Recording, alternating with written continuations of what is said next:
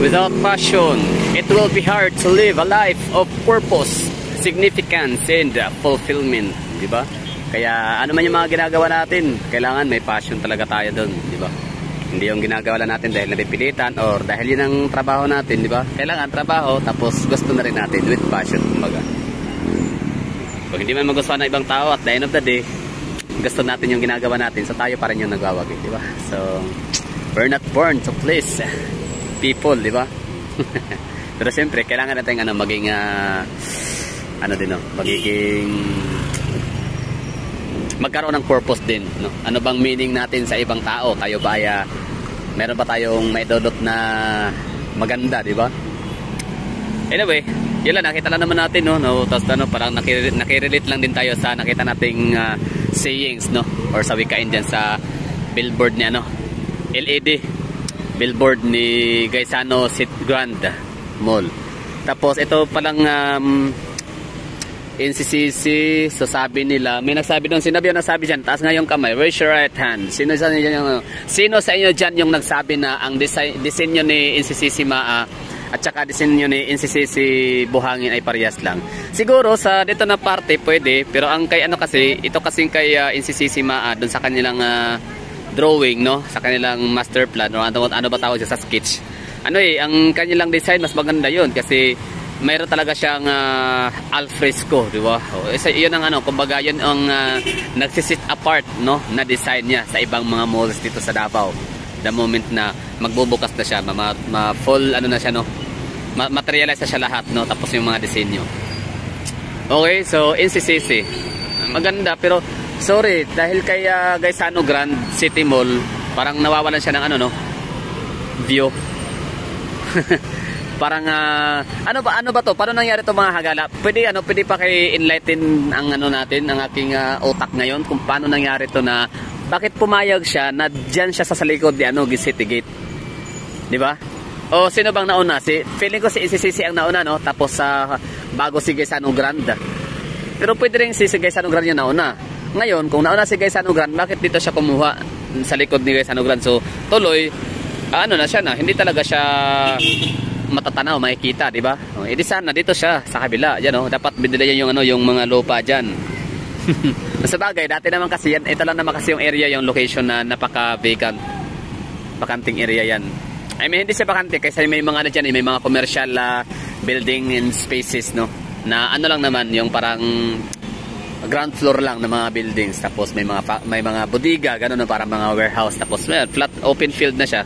Basta naalala ko lang, nakalimutan ko na yung mga eksaktong pangalan ng mga establishments yan. Basta yan, pa-building yan, para parang classroom type ba, para eskwelahan na, tapos yun, kwarto-kwarto, tapos ginagawang opisina, ang iba ginagawang bodega, tapos yung iba naman ay ginagawang tindahan, maliliit na tindahan. Tsaka talipapa ditong area na to dito dati, tsaka dyan din, talipapa. Tapos may mga punong kahoy pa, like mga malalaking kahoy, pwedeng akasya yata yung mga nakikita ko yan dyan dati. So paano nangyari, no? Ba't pumayag si NCCC na matatabunan siya ni Gaisano Grand? Literally, no, natatabunan. Kasi di mo alam na mayroon palang NCCC. For example, pupunta ka ng ang uwian mo o mayroon kayong bisita. Tapos yung bibisitahin yung bisita nyo is pupunta sa inyong lugar, bahay nyo sa may Kabantean area. Siyempre, di naman sila magkakaroon ng opportunity na makakadaan dito na side, papuntang Tigato, kasi dito yung way nila, no? So siyempre, hindi nila ma-recognize na meron palang NCCC Buhangin. Ang alam nila, merong Gaisano Mall Buhangin, merong mall sa Buhangin, ito nga lang yun, no? Gaisano Mall, Gaisano Grand Mall. Pero NCCC, hindi nila alam kasi wala, diretso lang sila, no? So ito yung lugar dito, napaka ganda, no? Kumbaga nagkaroon ng mas magandang, mas makulay yung buhay ng mga taga-Tigato, taga Buhangin area, kasi talaga meron na silang dalawang mall dito na malalaki, super mall, like NCCC and Gaisano Mall. Super mall siya, tawagin ko siyang super mall kasi meron siyang mga cinemas, no? Ang gaganda na cinema. In fact, diyan kami nanonood, NCCC. Dito naman sa Gaisano Grand, medyo di ko pa na-try manood ng sine diyan. Pero minsan, subukan natin yan. Walang problema. O nga pala, for today's video, kumbaga ipapakita ko lang sa inyo yung itsura ng Buhangin, Davao City. So Buhangin, Davao City is isa sa district, di ba? Buhangin district. So ano ba mga barangay ang sakop sa Buhangin district? Kamantian, Indangan, Lasang, Bunawan. Tama ba? Kasama ba? Sakop ba ng Buhangin District ang mga Panakan? Sasa, pwede, no? Buhangin District din yan. Lanang.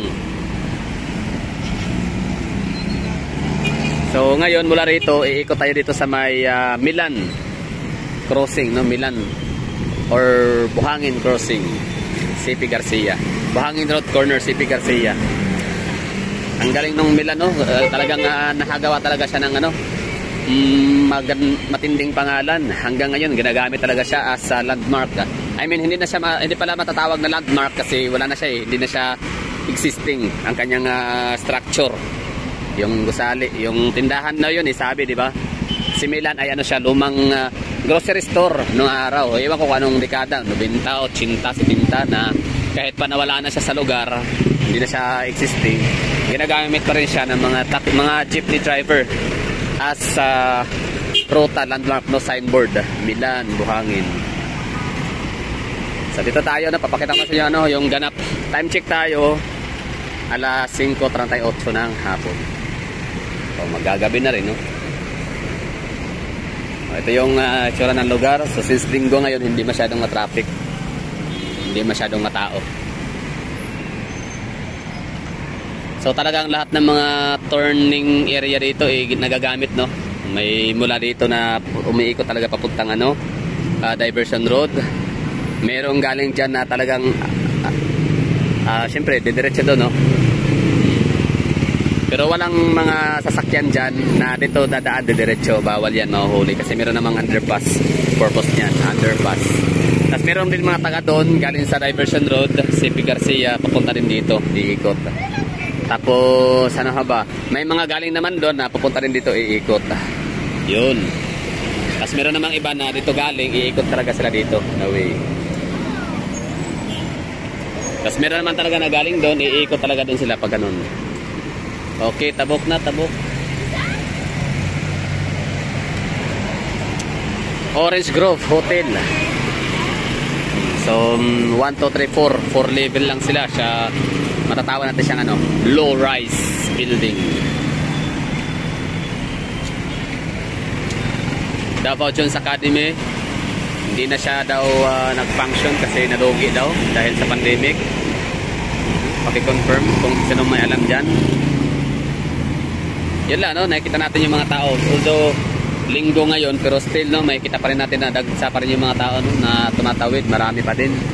Oh, mananakbo yung mga yan kasi may traffic light yan eh. Pag once na go signal na yan, pwede kayong masagasaan.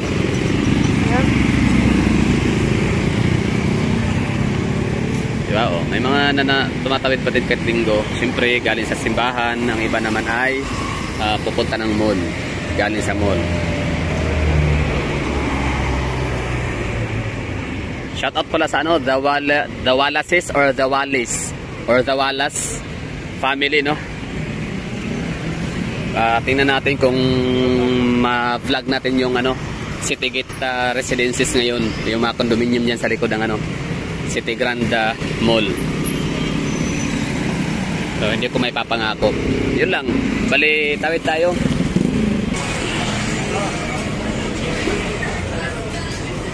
Milan, Italy. Akala ko dati Milan kasi disenyong ano, ganito siguro itsura ng Milan, Italy. Kaya siya tinawag na Milan of Davao. Yan lang, no? Napakita ko na sa inyo. Eskwelahan, elementary school. Sidewalk, okay na naman na sidewalk. O, nadadaanan pa rin. Tapos pag gantong oras, may mga nagtitinda na.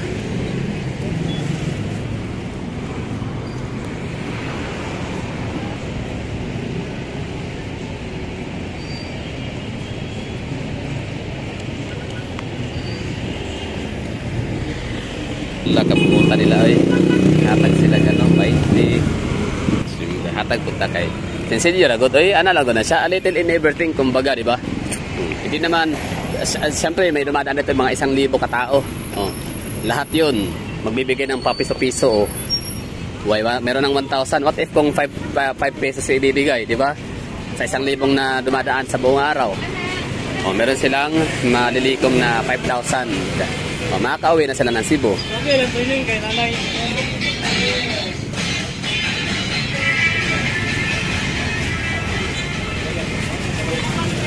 Do you know you're ready, me? The vast majority, oh yeah. Masagad na kanya. May sidewalk talaga tayo dito. Tapos merong isa na dumaan sa labas, no? Nagalit si kuya, asawa niya. Pasagad ra ka diha.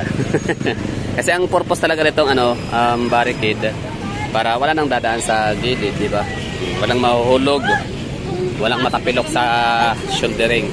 So ngayon yung si ate, dumaan sa ano, no? Ay, ito sidewalk. O yun, ito yung mali. Sana makitaan to ng ano, no? Masita or makitaan ba ng ano ng ating taga City Timo, kasi wala nang madadaanan kasi nilalagyan na ng mga mga bangkita, mga paninda. O shout out City Timo, Buhangin. Ano ba, demolition team pala, sorry, demolition team. Shout out demolition team dito sa may Buhangin, no? So yung sidewalk natin hindi na madadaanan ng mga tao. Marami na nga tao rito, wala pa sidewalk na madadaanan. Maliit na nga yung sidewalk, nilagyan pa ng mga paninda, tapos dami pa ng tao. So yun, ang mangyari, dito na dadaan sa gilid ang mga tao. Ilan siguro, no? Maraming salamat, pinakita ko pa sa inyo kung gaano ka lively and alive itong lokasyon na to sa Buhangin District, no? So hindi na sila kailangan pa pumunta ng Davao City downtown area para mag-shopping, mag-grocery, malling. Kasi meron na dito, no? Meron na sila dalawang mall. Partida, meron pa isa doon sa may Kabantian City Mall. Pero ito talaga dalawa, ICC in Quezano. Tapos meron silang Taglay Papatas, meron silang public market doon sa unahan lang ng konti, no? Mga fresh fruits and vegetables and mga fish catch. Kaso nga lang Buhangin to, so ang mga isda dyan maaaring hindi na sila ganun ka-fresh kasi from Samal, from Toril, ibabiyahe pa yan na medyo malayo-layo rito bago makarating sa kanilang palengke. So kung fresh talaga ng mga isda, Bangkirohan, Toril, and Panakan. Sasa, yes, sasa din. Diba? Daming tao dito, diba? Matao. Talagang mga nagtitinda dito, mga namamasada, tricycle. Talagang buhay na buhay, no? Walang zero. Okay, yan lang siguro. Tingnan natin kung ma-vlog natin yung City Gate, ha? Shoutout kay Wallace family. Wallaces or Wallace, Wallis.